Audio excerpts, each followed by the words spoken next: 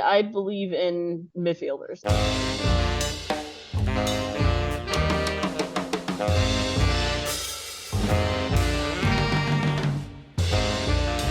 Hello and welcome to Expected Own Goals. We've got a fun guest edition. Hi, I'm your host, Eric Morgan. I am Evan Davis. You know, when I think about how we have spent 2024 and how much the podcast has grown and all the things that we've been able to do in women's soccer over the last couple of months, one of life's small pleasures, which is actually a great pleasure, is hanging out in the BMO Stadium press box with this individual who's coming on to gripe and grouse all legitimately about the team that she supports, the Seattle Reign. She's the co-host of Shea Butter FC, one of the best podcasts on women's soccer that you can listen to. And her name, you know her as Sylvs. I know her as Sylvia Bullock. Sylvs, welcome to the show. I'm so happy to have you. All of those things were very lovely that you just said, so thank you for that. And I'm happy to be here. Happy I could finally hop on the pod with you all. No, literally, there is no more fun than hanging outside the BMO press conference room and just gossiping. While players walk by us. Yeah, just being really, really, really catty. It's the way we take our power back. Because we're talking about Seattle today, and we have one of the foremost experts on watching this Seattle team and watching many better Seattle teams. Yeah. My question to you is, what is the greatest goal in Reign history that you feel like you've experienced? That Les May goal. Oh, what game is that? 2021, right? Yeah, that Les May goal, I think where Morrow hits her on the through pass.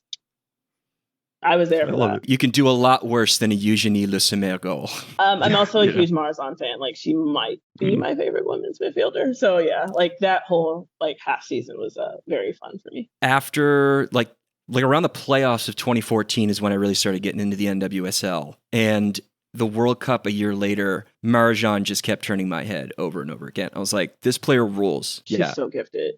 And still kind of going strong. I mean, yeah. Doing all right at Lyon. Yeah. She doesn't stay healthy very much anymore. When she's on the field. Yeah, exactly. Doing all right. Exactly. Oh, man, we discuss whether health is a skill or not occasionally on here. Availability matters, though. Yeah. Yeah, it sure does. So speaking of availabilities, Seattle in this offseason lost some pretty huge components on the back of what I thought was a really impressive championship run. What were your expectations with the Seattle Reign team coming into the season? I mean, I'll be really honest with you. As we got closer to the start of the season, with preseason and everything else, it very much felt like a rebuilding year. We did get younger. Got older, actually. Yeah. I think we're the oldest team in the league. We're pretty close to it. Mm-hmm. Right. We aren't a big draft team. Laura Harvey traditionally doesn't really like to draft all that much. I mean, she was there. Obviously excited. I thought we had some good pieces there. I'm sure at some point we'll talk about Sam Mesa, but I would still like to see her. And yeah, I just, the names coming in didn't necessarily account for the names that went out the door, obviously, with Rapinoe retiring. Honestly, my heart broke the minute Megan's Achilles went out at Snapdragon. I have personal beef with Snapdragon Stadium. I maintain legitimate. Stays healthy, I'm pretty sure we win that game. And so my team breaks my heart a lot. So it's fine. But yeah, I don't think I had high expectations. I think for me, just competitiveness. I didn't want us to get blown out in games. And for a while, that was the case. We kept losing by one for a long stretch there, or winning by one. I think just a plan would be nice, a plan going into the season, okay, without saying we're going to eat the season, knowing we're going to eat the season, but what does the future look like? I think fans are completely willing to, particularly that fan base, that very loyal fan base, would be willing to eat a season if they know this is what the next X amount of years is going to look like. And I think that's where I kind of was. I think that's how the people who cover the team kind of approached it as well. Mm-hmm. Yeah, I mean, we were talking about it off air. It's not 100% Leslie Gallimore or Laura Harvey's fault, right? If this sale to the Carlyle Group closes 6 months ago, rather than still continuing to not close, all of a sudden your budgetary certainties are a little bit firmer. And maybe you can entice free agents over knowing that there will be an open checkbook, but you couldn't do that. Right. So it's, we kind of just have to make do. I don't want to say make do. We have some incredibly talented players, but yeah, like we're the only team that doesn't have an owner. Like you're at a disadvantage. It was hard for me to conceive before the season began of a league where Seattle just isn't in the playoffs or just isn't a force to be reckoned with. They've just been so consistently excellent, certainly over this Harvey era. And so this really felt like a shot across the bow as this season has sort of unfolded. We had Susie Rance on here preseason to talk about. Yeah, Susie and Susie, who is not going to be held to any account for this because she did not want to, picked Seattle to finish 4th in the league. And I felt like, had I done something wrong, because I thought she had made a really compelling case, I had picked them maybe 8th. I think Evan had them 7th. But I think it would be fair to say that even if you'd been more pessimistic, those are modest expectations for a team that has consistently delivered, and particularly in close games with tactical sophistication. And that seems to just be out the window this year. Do you feel like when you're watching this iteration of the Seattle Reign, they are as bad as their current standing, or do you feel like where they are in the standings is not necessarily a fair representation of who they are as a team currently? I think my highest expectations would have been team that sneaks into the playoff. Right. I don't know if that's going to happen at this point. I just, where is the switch going to come from? Right. Like you're basically hoping that whoever you currently have on your roster goes into like God mode or something, like somebody can carry, because the theme of this year in the league seems to be, right, there's no really, I don't feel like there's a great defense. Right? Like, I don't feel like there's a world beater of a defense. Maybe Orlando is the closest. Even the good teams concede a decent amount. Like, so you're talking about that with Kansas City, right? Like, yes, they score a ton, but they kind of have to because they concede fairly regularly, right? Yeah. I would say maybe Orlando and Louisville have the best balance in those regards. Just from what I eyeball test again, I'm not the stat person. But that's sort of what we've prided ourselves on, is being able to be a defensively sound team, and that's the part. We're scoring goals.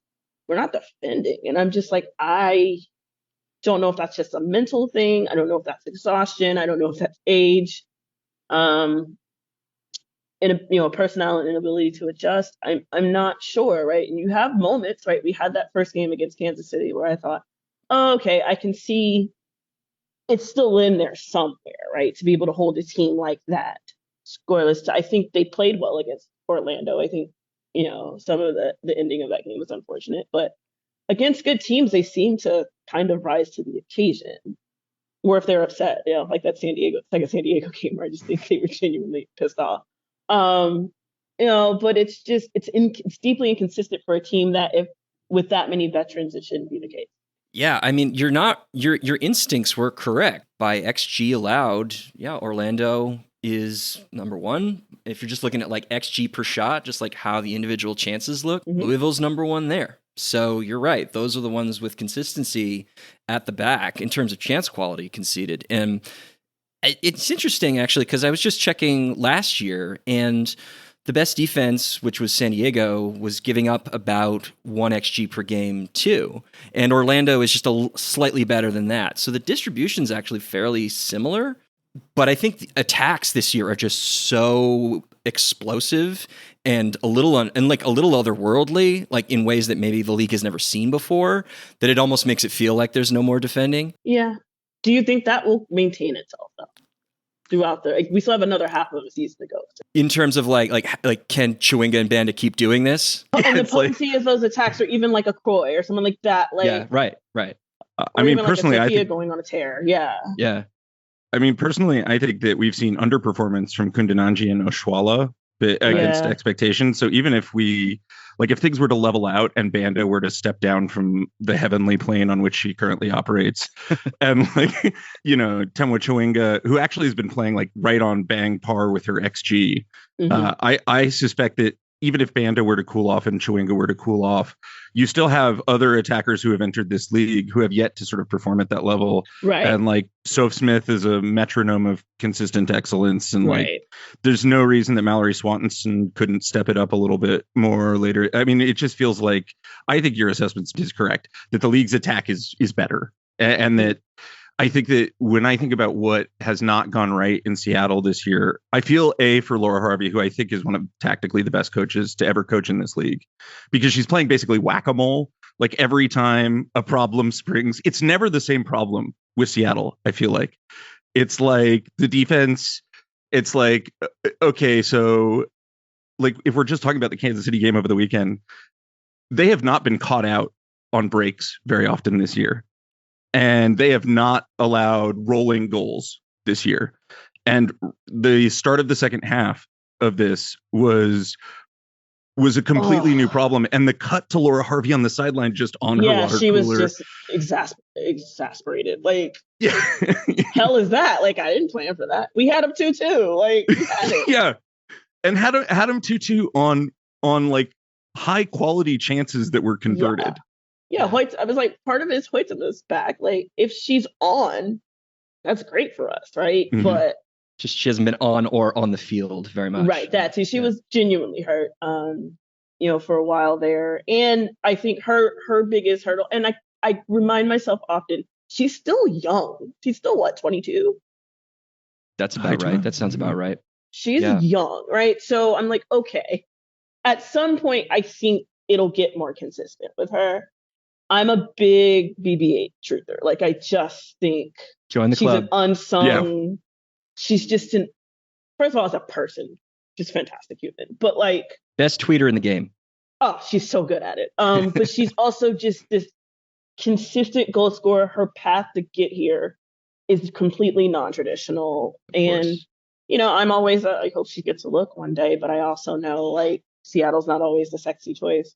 In terms of that, and certainly being on losing teams doesn't always get you that unless you are already a name.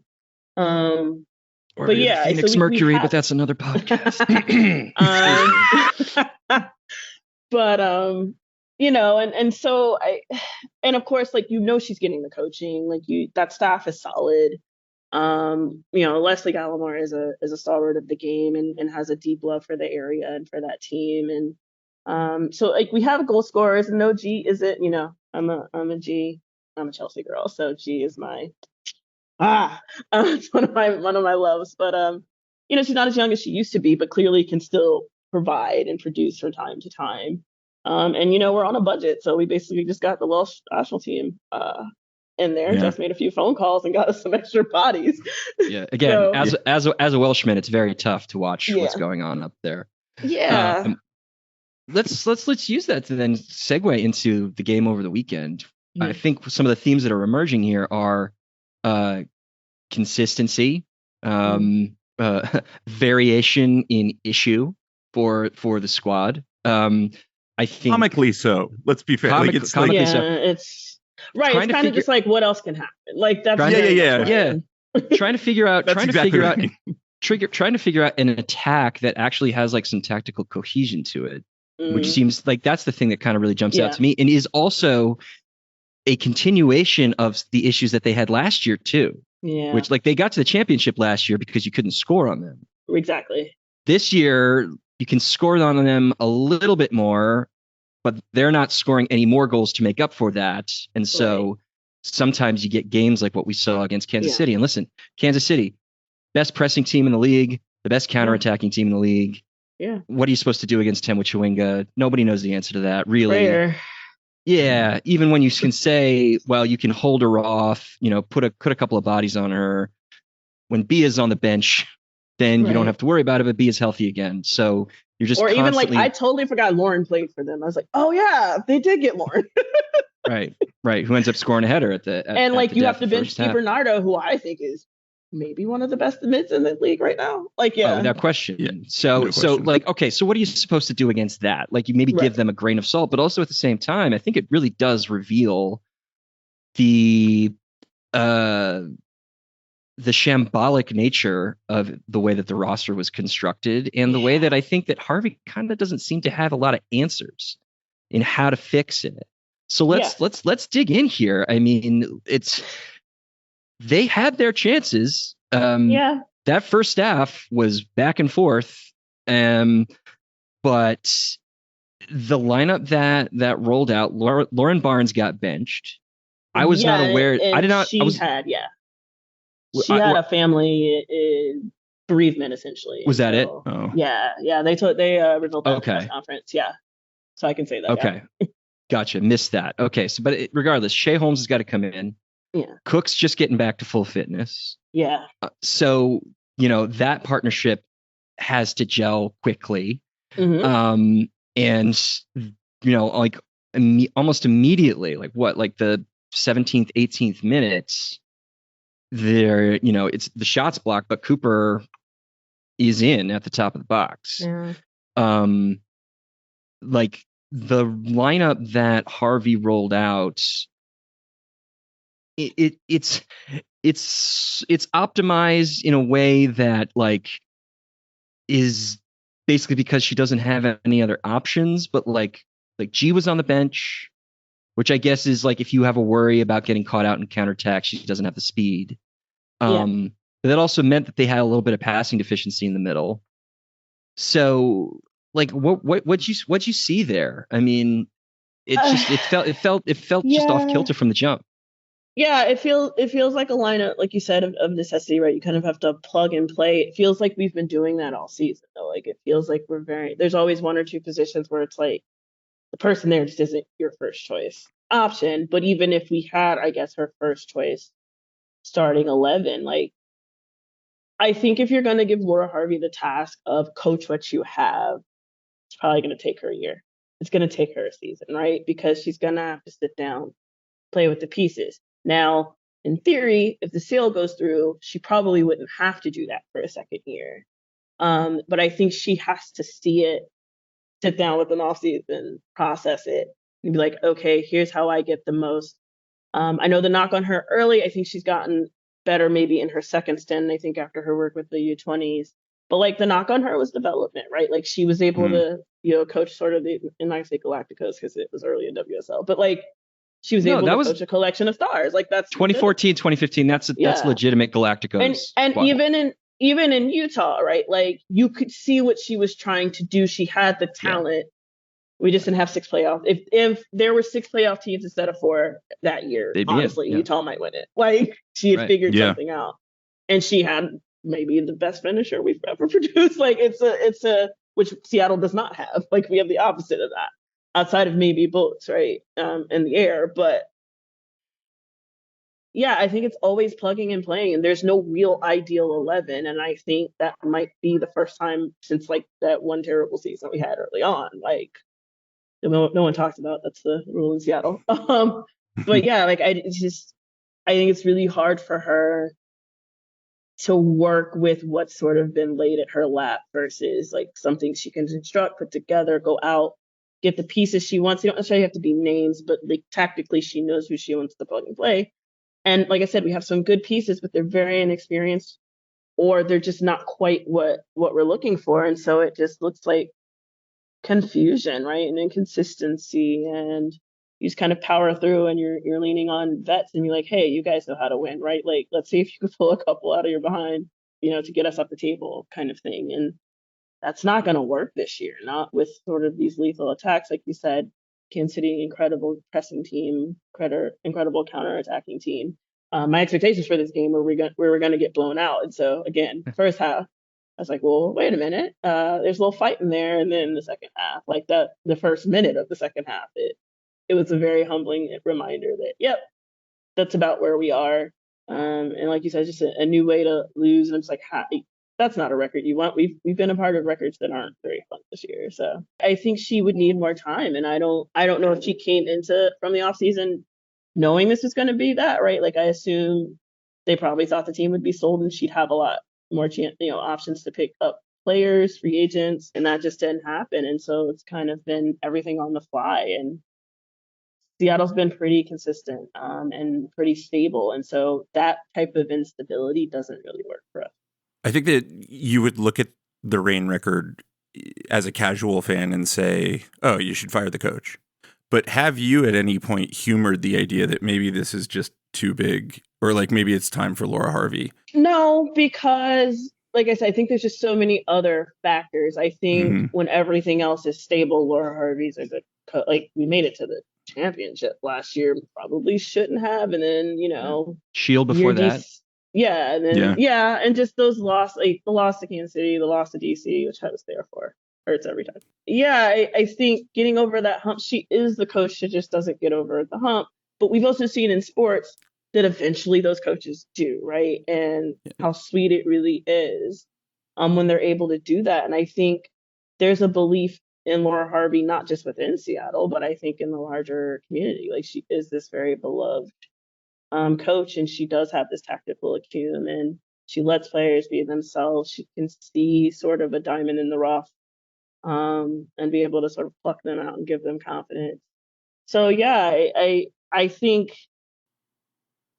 there's probably not many coaches more suited for that particular coaching position. I feel like if it's this next year and everything's kind of settled, maybe there's a few rumblings, but I'm of the mindset right now that she could probably die at that job and no one would be super concerned. But yeah, I think it'll be more up to her if she wants to try something else. At times, the goals, the two goals by Jordan Heitzman in the first half, best chances that Seattle has the whole game. There have been times where they don't get close to having the level of quality of chances that those chances represented, or they don't finish them. Let's talk some positives. What in those goals do you think the team can kind of take away and potentially build on?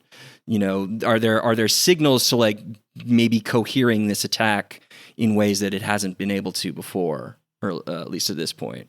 I mean, if you can keep Boats and Hoytsema healthy, I think you always have a shot, right? Like you still have Sophia Huertas right out there somewhere. You have enough talent to cross it in. You have a G, you have, when she's on it, a Jess Fisher. Like you have people who can create enough chances. And I think if you put some combination of Boats, Hoytsema, Z or Latsko up there, people who know how to go and get like ugly goals, essentially. Because you see the score, you don't have to score pretty goals, right? You just have to score goals. I think there's something there. Like I think there is a crossing, option in terms of they're both good in the air. I think aerial threats serve us well, just because we do have height and people that can do that. I'm always a fan of shooting, so shooting more, testing keepers more. But I don't know how many of those shooters we have, right? But yeah, I think that there was some positives. I think it's like, okay, there are plays. There are tactics in terms of the attack that make sense if we have our best attackers up top, that there is a belief that we can at least score goals. And if we can maybe get our defense together, the results will change. Do you know what I mean? And I think at this point, it's about improving. It's about seeing the things that you can hang your hat on going into the next season. And quite frankly, I kind of wish we would just play the kids that we do have. And getting them that experience so that as we go into that next season, again, hopefully with that stability, the people that stay are able to then incorporate. They're not necessarily afraid of the moment. And maybe that'll come with the tournament this summer too, which we're in a favorable group, right? Because like we're in a group with Utah. And I can't remember which League MX teams we're in there with. So it's not we could get out of that group at that level. Mm-hmm. And I think something like that would even be, I think, a morale booster, that in a tournament you can at least get to a knockout stage, right? Like learning how to win in pressure situations, I think will be helpful for that group because they're all going to be together for the most part. But yeah, I think, and seeing Hoytsema score, like seeing her put it in the back of the net multiple times, I think that's always been the expectation with her. And again, when she's on, great. It's just been a consistency thing with her. And I think her role with Canada is changing too. And I think that that's pushing her to really, up her game and get more consistent and putting the ball in the back of the net. I like the two of them as a two, which we didn't really see a lot of last year. Yeah, I was so excited when we got her. I wanted like the double 9. Yeah, and when you either have Heitzema pushed up and Balser pushed back basically in the midfield way it often looked last year. You had Balser out wide. It always looked disjointed. It never felt like they could find each other. And so if you have two players who, if they can work on their cohesion, and because they both can hold, they both can go. So if you can get that balance right and make it unpredictable, then maybe you can start finding some seams, especially if you've got, because I mean, both of those goals come from crosses with some distance on them. Yeah. You know, whether it was Latsko for the first goal and Fishlog for the second goal. Where to get to them and then Latsko, yeah. So that is probably what you're gonna be looking for as an attacking strategy, because the midfield is not gonna do it for you. And it's different, right? Like, again, when Huitema came, like, that's sort of what I was calling for. I'm like, you have these two fairly tall nines who are good at hold up play. Yeah. Also pretty decent passers of the ball, like especially Boats. Like, she can get a nice pass off. And so I think Laura maybe wanted to go somewhere else with it and then didn't end up doing it. But I'm like, no one else is really doing that, right? Yeah. There's something there if you can get it to work. And so I'm hoping that as the season goes along, like you said, the cohesion comes together. The issue becomes Huitema's going to be gone for essentially a month. In the Olympics, and so you lose that kind of training time, and so maybe you use the rest of this season to build that, because like, I'm looking around the league and even around global football right now, I'm like, nobody's really doing that. If you can get that to come off, it's gonna be a minute before teams figure out how to defend that. I actually think there was a real argument to say for the first 45 minutes, defensive frailty aside and what they conceded to Kansas City, that was the best attacking half we'd seen from Seattle all season. They created 6 chances that were 0.1 XG or above, 3 that were 0.2 XG or above, and 2 of them are just like tap-in goals or just very, very close. I felt like they showed where I had been most anxious about them as a team. They showed real like pace going forward in this first half in a way that I felt like they hadn't. They were forcing fouls to be drawn. That's what the second goal comes from. They were moving the ball up the field faster than I felt like I had seen for a team that I think traditionally is quite slow. So, and we got much slower, right? Like, considering the pieces that we lost, we got a lot slower. And I think that's part of the issue, right? In the league where now speed matters, like transition fuckfest. That's what it is. Right. Like, hey, go route one. So I literally saw Chwenga run a go route for a goal this year. Yeah. So I was like, go route all day. Like, Tom Brady's like, go, and she went. Hey, I mean, listen, Andy Reid was in the building. Exactly. I wonder if he's getting any thoughts. Exactly. Like, Mahomes is going to need another option, right? Like, he was just like, hey, here's a strategy. So, right. And I mean, Kansas City's done that more than once this season. So I'm like, listen, it's effective. You have Alien Chwenga up there. Oh yeah. One of two, because the Chwengas in general are just like, what are you gonna do, really? But yeah, so I think that's always a hindrance, right? And I always think Laura Harvey has a deep aversion to that. Like, she might want 1 or 2 players with speed, but she's very British in that way. Yeah, well said. And I can actually put a number to it. I mean, they are just over 1.5 meters per second in terms of how fast they're moving the ball vertically every game. That is the slowest in the entire league. Like, I mean, we think about North Carolina being the slow, patient type, but at the very least, they have some sort of structure built around it. Right. Whereas they don't like Seattle just doesn't have the midfielders. Yeah. And, you know, Ji So-yun 10 years ago, this is a different conversation, but it's not Ji So-yun 10 years ago. So she doesn't have the opportunity to try and cycle things in the attacking third with any kind of speed. So why not just go direct and kick it long? Use Huerta to find seams. Huerta's playing deeper than she was last year.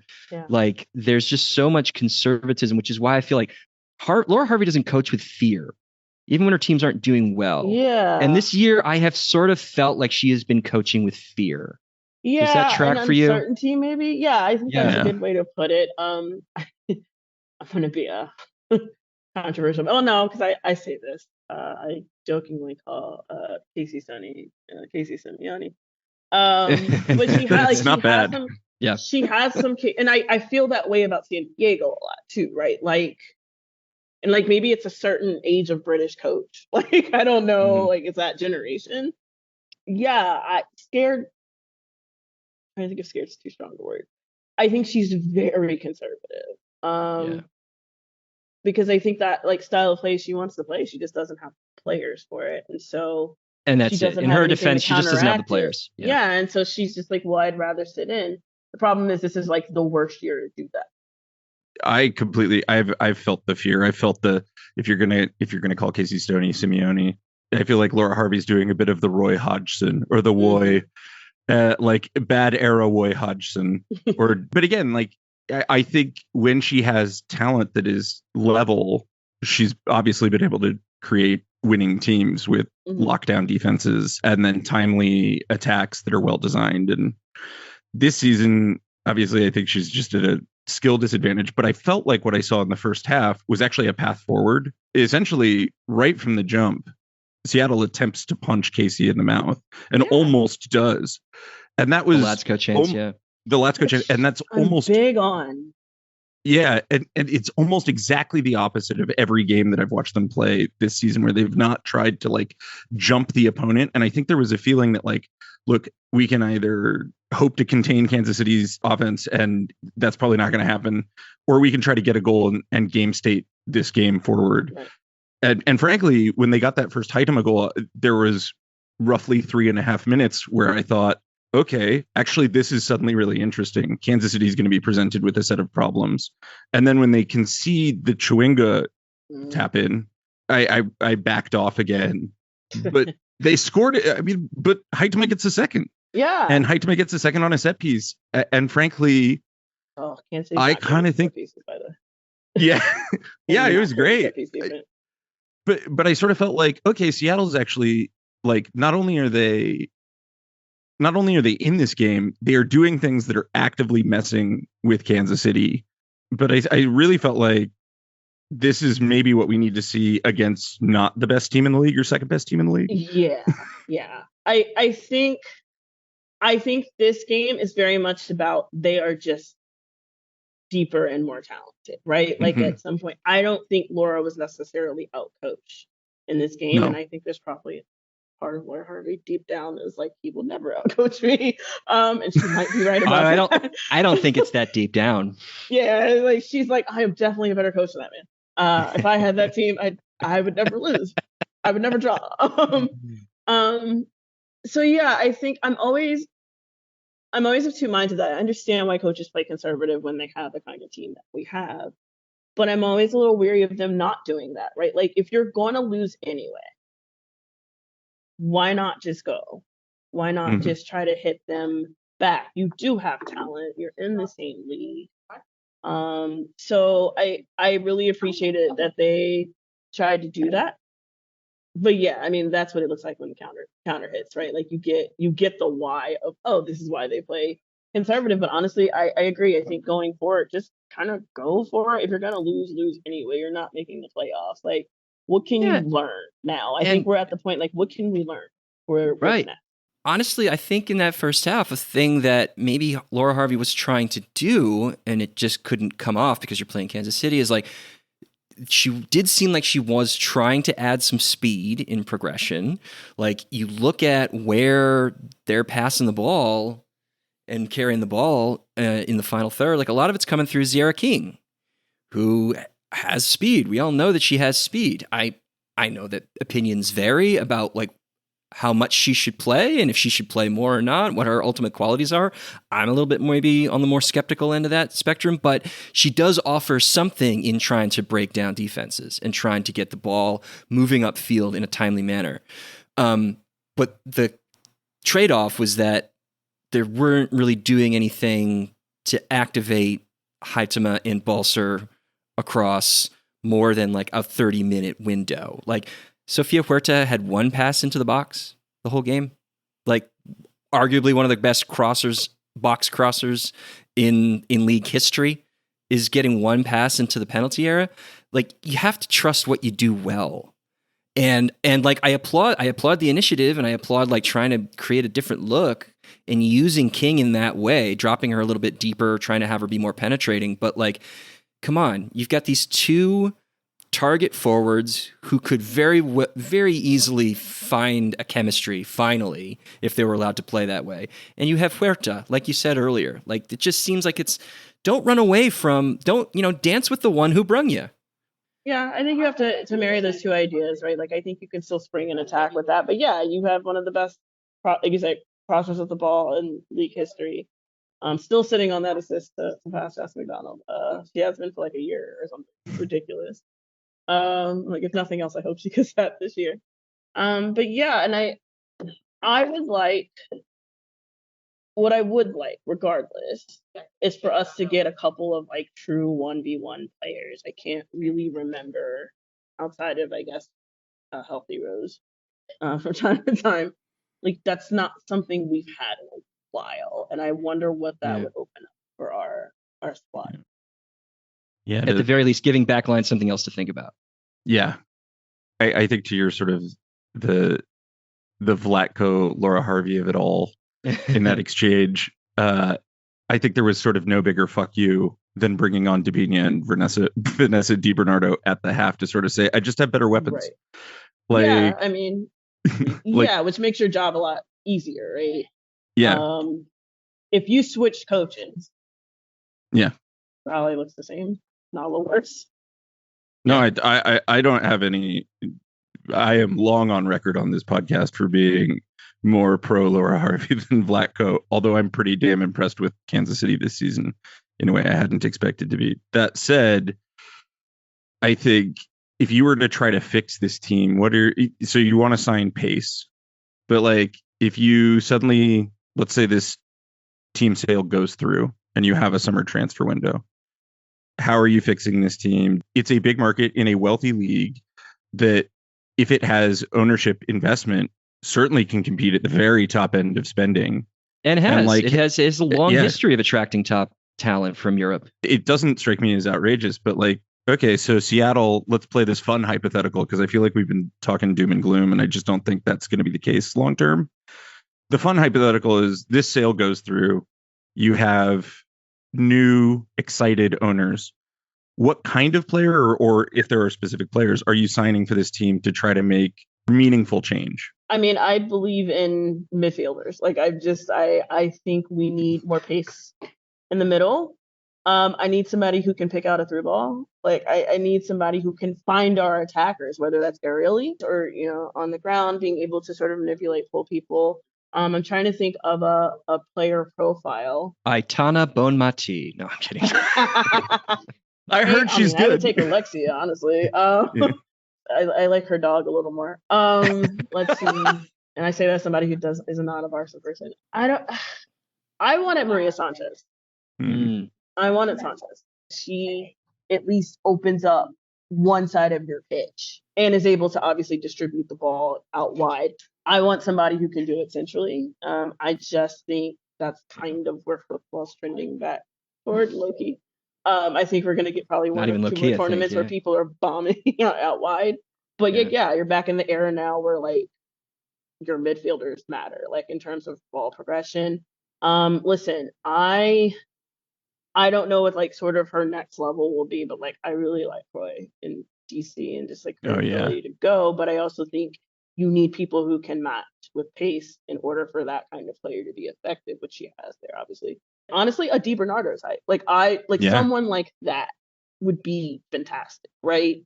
And who can be that engine. I mean, or somebody who's just like a destroyer in the middle is also fun. Like if you Bayern wants to loan us Lena Oberdorf, I would take her.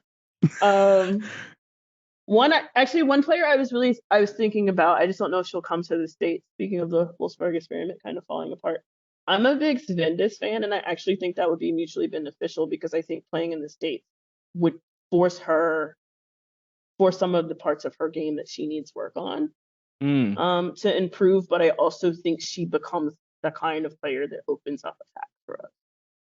So maybe somebody like that. Not a midfielder, but yeah. Okay, so second priority. Where are you going with your second priority player? So you believe in midfielders. By the way, I want that on a shirt. I believe in midfielders. I'm a midfielder. Okay, hard. Most of my favorite players are midfielders. Well, you fall in love with the 2014 Seattle Reign. Of course, you're going to be a midfielder. Yeah. Well, I mean, like my people are like Zizou. Like I'm that kind of. I'm just like, listen, I think Courtney and I said this on the pod. Like, could watch Lily Johann all day. Like that kind of thing. By the way, if we're playing the fantasy game, that's actually the midfielder. Give me her like immediately. It would change our lives. Yeah, so it's someone like that. Second position, I would like to find a younger partner for Alana. Like I think the coach was across the sidelines from her. Didn't really help her confidence at all. But I know there's a real fast. Like I've seen her at higher colors. I think somebody who can cover a lot of space, or she can cover a lot of space, and that person can roam, a center back that can pass, which I think is the profile in general right now. Yeah, I would just like to shore up that back line, maybe get a little bit younger, get a little faster. Yeah. That back line's not fast at all. Yeah, that's the thing. Like Shea Holmes isn't old, but she does not have the speed or that quick first touch that you're talking about. Like a ball carrying right center back essentially, which again, sort of how football is trending. So I think those would be the two. I actually think one of our bright spots is we do goalkeepers really well. Yeah, true. Ivory's having a nice season. She is, and Dickie stepping into a tough situation. Yeah. I honestly think Dickie was solid before, and then obviously I still miss Fallon, but like we've been able to pick out goalkeepers pretty consistently for a while here. So I do think that's a strength. We get good shot stoppers. So I think that any goalkeeper we pick would just need that back line solidified for them. I wanted to talk a little bit about Shea Butter because this is a show that I found sort of like at the tail end of the serious phase of the pandemic, and was like, eventually when your episodes also got to like, are we going to hit 2 hours this week? Like, that was perfect pandemic listening. But I want to hear from you about why you and Sky, your podcast partner, felt like this was something that you guys not only wanted to do, but almost felt like you needed to do. Yeah. Because you guys are unique. You guys are unique for a lot of reasons. Yeah, I think you're right. Like, I think we felt it was a need. We looked around and we just didn't see it. We didn't see coverage of Black players in women's soccer. And, Sky had played. I hadn't had the opportunity because my school did not have a team. And then leagues are expensive, right? So it's a need. And I guess my motto in life is like, F it, I'll do it. If like somebody else isn't going to do it. And if I'm seeing a need, my suspicion is that other people want this thing. And honestly, the players kind of let that, right? Like we could very well see like they were kind of not so subtly crying out for like, hey, there's this really important perspective missing. And so with no real experience, we just decided, hey, let's see if we can get them the opportunity to tell their stories, get a chance to get on a team. Like I'm at TST actually, and it's hilarious because our first player as our guest was Mariah Lee, who played for the Angel City Seven. I got to interview her again yesterday. And so it's just really, we hadn't met in person yet, obviously, because pandemic. But it was just a really full circle moment. She was my first player guest, and it was great. She's fantastic. So yeah, I think, and players like that, right? Like the people don't necessarily know, even though they went to a Stanford and played with all these players and everything else. It taught us a lot, right? Like we made a lot of mistakes, but we found early on that it was worth it, right? And people were like, no, this is good, keep going. And so we were able to make a lot of blunders, I think, just because it was such a small following at first. But yeah, I think that's what still motivates us. And giving those opportunities to other people, right? Like we've kind of forged our own way, usually pay to cover the sport. And all of these things, and being independent media is we've had to learn as we go. We've had to build as we go. And so every tournament, every game is a different challenge, a different learning experience. And I think the other thing for us has been like trust building, right? Like we've worked really hard. And I think in particularly covering Black players in women's soccer, that's such a big component of it, right? Like having their trust, having the trust of like fans as well. I probably don't have the trust of front office because I slander them too much, but like having the trust of like sort of those populations. You don't want their trust anyway. Yeah, like having the trust of those populations, and we've heard it directly from those fans, directly from the players, like why it matters, and thank God somebody thought of it. And I want to shout out to, like, we're really tight with diaspora too, right? Like it was basically the two of us in the game for a really long time, and so we lean on each other a lot too. And we're different shows. Come on, that bum Andre Carlisle's been riding your coattails for years. I know. JK, it is Andre's one a of the friend. best people I know. I know, he Yeah, rules. for He's the sure. best. For sure. Yeah, and I wanted to cover it, and like little me, and selfishly, like little me wanted to be like Hannah Storm and Robin Roberts. So sometimes life, not exactly how you plan it out, but life comes full circle. And I think that coupled with like a pandemic and just, if you get this chance, I'm just gonna go for it. You don't know what life's gonna bring you, so we might as well lean into it. And it's turned into something pretty cool. Like I've gotten to travel, I've gotten to see a lot of amazing football. I've met some lifelong friends in amazing communities, and I feel like where the sport was when we came into it versus where it is now has obviously changed for the better. There's still so much work to do, but I hope we've made some small, difference in that, or some push in that as well. But I mean, I love it. I love the sport. It's the best sport. It's the best sport. So yeah. For those who aren't aware, you and Sky were on the ground in Australia and New Zealand for the World Cup. Sky was doing the coverage from the US, and then I was on the ground in Australia. So that was pretty unique. We chose to, once we saw the World Cup draw, we chose to follow Group F, which meant we were only ever going to go to Australia. And then we lucked into, or however you want to look at how the US's performances went, they happened to play in Australia because they finished second.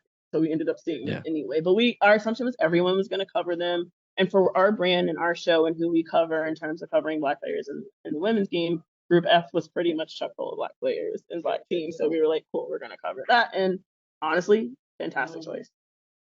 What do you feel like you gained from that experience?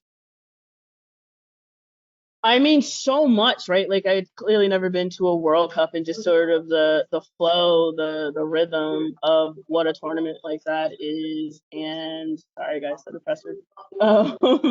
But also just seeing it in person, seeing this groundswell, watching like Australia get on board with the Matildas was that, but just like, and honestly, kind of killed my inferiority complex because I looked around at people covering this huge event and I was like, not as bad as I thought I was. Not as good as we want to be, but certainly not as bad as we thought we were. So I think it gave us some clarity. I think between things like that and like covering the Gold Cup W and some other things, like maybe we can pull this off. So I think it's helping us expand sort of how we want to do this going forward. I'd completely forgotten that you guys had focused on Group F, because Eric and I were also, we were in LA, but we were doing episodes and we were staying up till 5, 6 in the morning watching these games. And I realized I have lost so much memory of those 4 weeks. Like I constantly had to go check back on rosters, like who was playing in what game, like this fucking mess.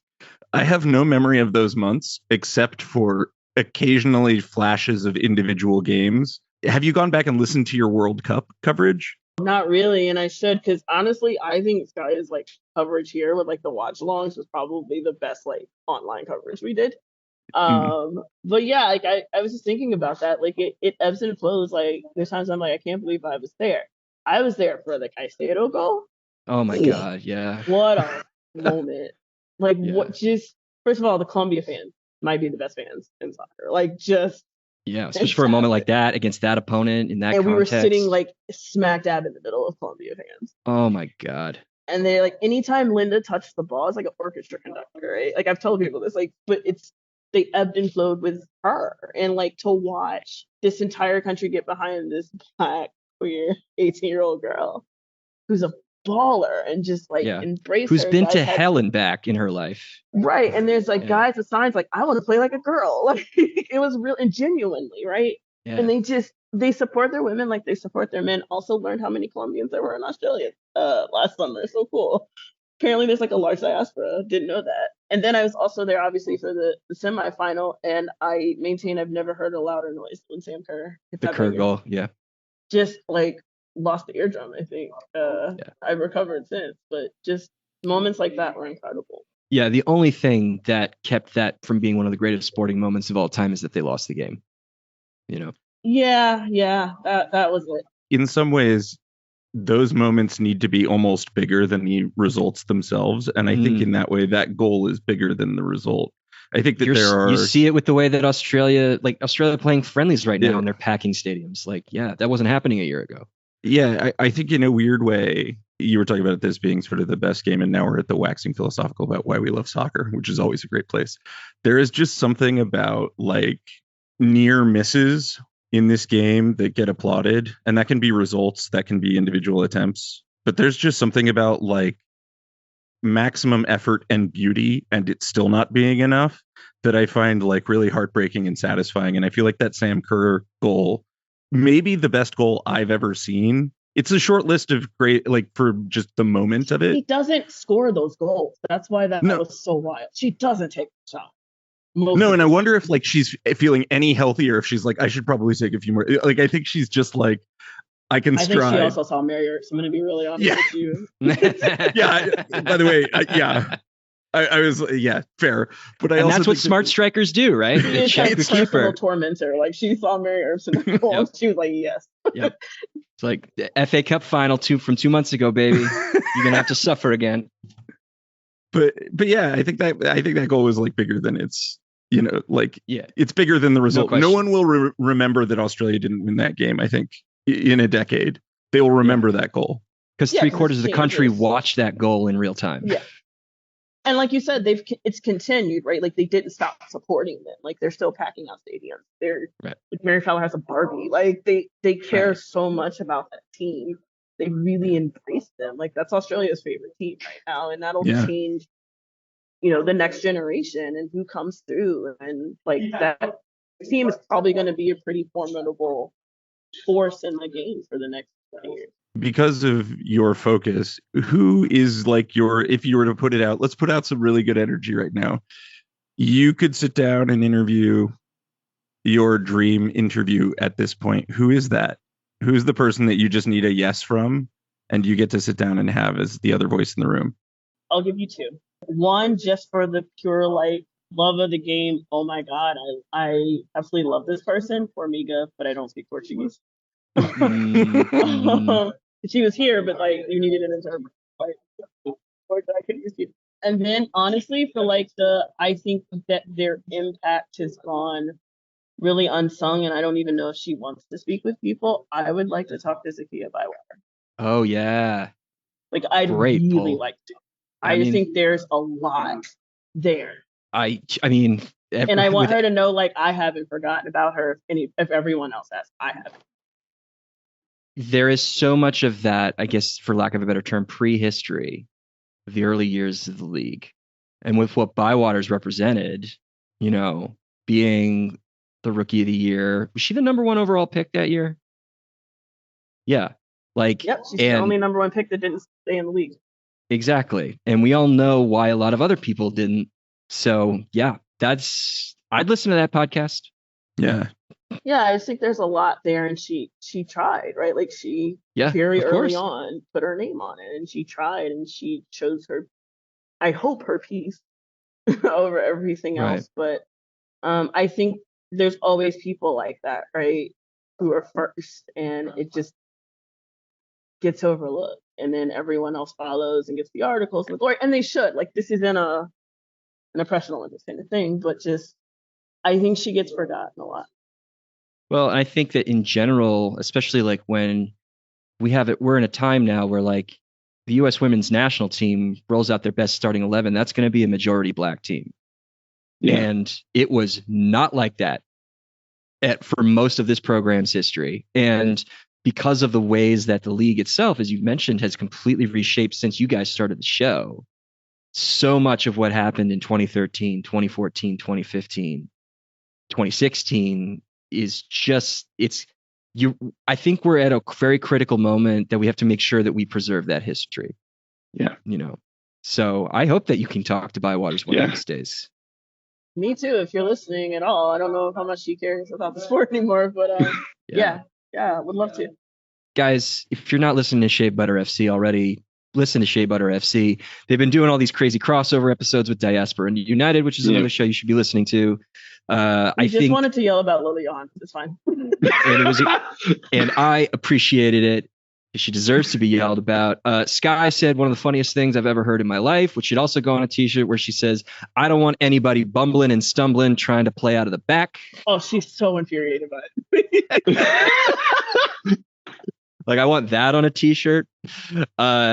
It's a fantastic show. Sylvs, you're the best. I can't wait to see you next week for the next home game. So yeah, I think the Juneteenth game. And hey, got some hopefully good news today. So it won't be boring. Hopefully soon, if nothing else. If she could get up to game time speed, we'll see. They just need 70%. Yeah, yeah. I'm pressed to believe she'll play this season. I'm so sorry. I'm so sorry. It's a dad joke thing. It's a bad pun. No. In any event, listen to and follow Shea Butter FC wherever you get podcasts. As for us, please follow us wherever you get podcasts. Rate us, review us, rate us 5 stars if you are going to rate us at all. And follow you know us what? Rate them 5 stars too. Yeah, actually, they deserve the 5 stars. Don't ask for that. Give them the 5 stars. Sure. Yeah. No. Yeah. Be in your elements. You deserve it. Follow us on social media at XOwnGoals. That's the letter XOwnGoals. If you think we've made an own goal, please email us at expectedowngoals@gmail.com. That's the letter expectedowngoals@gmail.com. Do not email us about anything Sylvs has said. Yeah. Thank you. That's fair. Yeah, they'll just hop in my mentions if it shows mentions. That's fine. Bonus episode on Thursday. We will talk to you guys then. Too long.